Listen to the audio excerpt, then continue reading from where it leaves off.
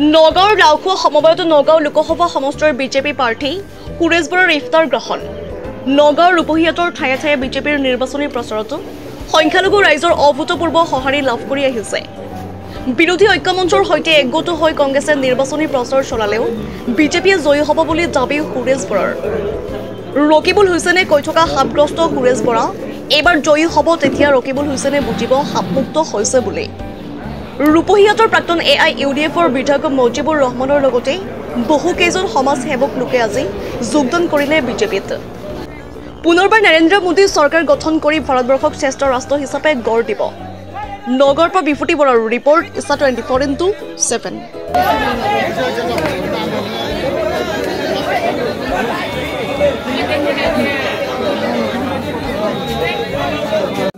বোৰ্ডখন আৰু এজেণ্টসকল আৰু ৰাইজে মিলি এইটো জেগাকে চিলেক্ট কৰিলে আৰু আমাক মাতিলে। আমি আহিলোঁ, ৰাইজৰ লগত আমি দোৱা ল'লোঁ আৰু ইফতাৰ কৰিলোঁ।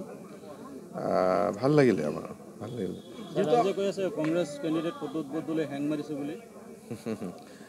নাই, মই সেইখিনি কথা ক'ব নিবিচাৰোঁ আৰু মানে ৰাইজে নিজে নিজে গম পাইছে। কিন্তু আমি ৰাইজে গ্ৰহণ কৰিছে বা কৰিব।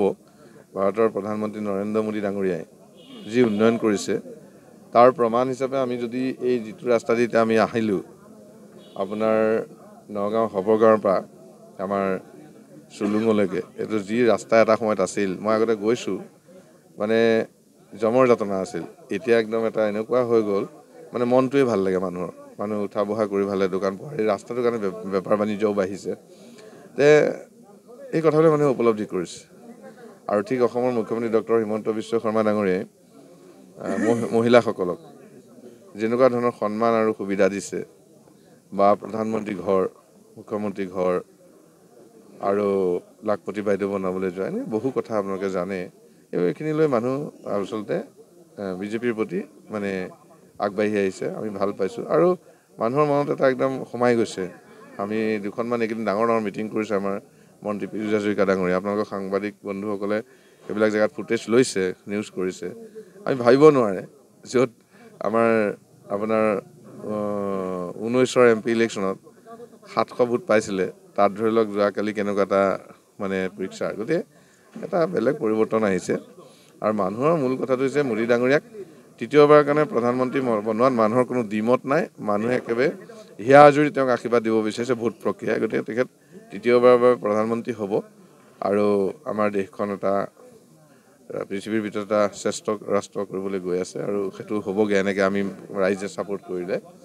আৰু মোৰো তেনেকৈ ধৰি লওক নগাঁও লোকসভাত মই উঠিছোঁ, মিত্ৰজোঁটৰ কেণ্ডিডেট মই AGP, BJP, UPPLৰ। আমি সকলোৱে মিলি কাম কৰিছোঁ আৰু মই দেখিছোঁ যে আমাৰো ভাল হ'ব। ৰাইজে আমাক আঁকোৱালি লৈছে আৰু ল'ব বুলি আমি বিশ্বাস কৰিছোঁ। আজি নগাঁৱত বিৰোধী ঐক্যমঞ্চে বৈঠকত নিজেতো ঐক্যবদ্ধ কৰিবলৈ কৈছে, অহাকালিৰ পৰা তেওঁলোকে নিৰ্বাচনী প্ৰচাৰত নামিব। বিৰোধী ঐক্যমঞ্চে একত্ৰিত হ'লে কিবা প্ৰভাৱ পৰিব বুলি আপুনি ভাবে?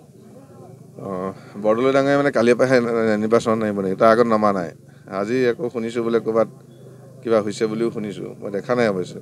গতিকে ভালেই, শুভেচ্ছা থাকিল আৰু তেখেতসকললৈ শুভেচ্ছা থাকিল, ঐক্যমঞ্চলৈ শুভেচ্ছা থাকিল। যিয়ে নহওক, ভাৰতৰ প্ৰধানমন্ত্ৰী নৰেন্দ্ৰ মোদী ডাঙৰীয়াৰ আগত, অসমৰ মুখ্যমন্ত্ৰী ডক্টৰ হিমন্ত বিশ্ব শৰ্মা ডাঙৰীয়াৰ আগত, বিজেপিৰ আগত কোনেও তিষ্ঠিব নোৱাৰে। সকলোৱে মানে পৰাজয় হৈ যাব।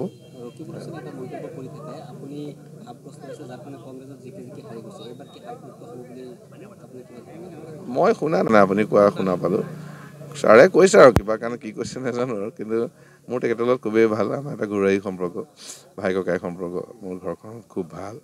আজি ধৰি লওক ময়ো টাউনতে ডাঙৰ হৈছোঁ, তেখেতো হৈছে আমাৰ ছিনিয়ৰ। তেখেত আছিলে, তেখেতে মোক ৰাজনীতিলৈ আনিছিলে, আৰু ডক্টৰ হিমন্ত বিশ্ব শৰ্মা ডাঙৰীয়া, দুইজনে মোক ৰাজনীতিলৈ আনিছিলে। গতিকে মই ভাবোঁ তেখেতে কিবা কৈছে যদিও কিবা এটা মনত হেৰি পাই কৈছে আৰু, কিন্তু মই ধৰি থকা নাই। মোৰ কাৰণে তেওঁ সদায় মানে জ্যেষ্ঠই হৈ থাকিব আৰু।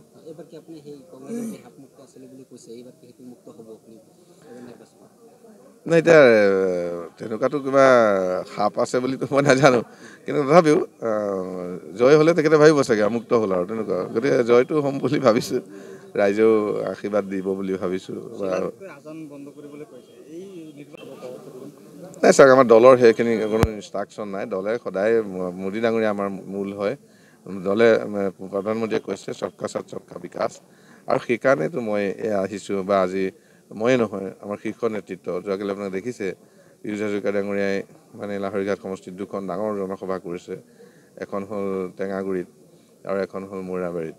মৌৰাবাৰীতো আগতে ধিং সমষ্টি আছিল, এতিয়া ডিলিমিটেশ্যনত সেইটো লাহৰীঘাটলৈ গ'ল। আজি আমি ধিং সমষ্টিত আপোনাৰ আমি ডাঙৰ জনসভা কৰিলোঁ।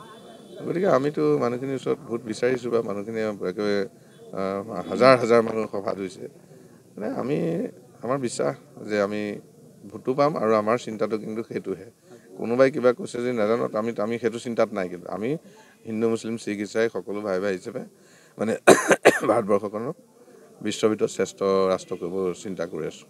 আজি ৰূপহীৰ যি প্ৰাক্তন ইউডিএফৰ বিধায়ক আছিলে তেখেতে বিজেপি দলত যোগদান কৰিছে।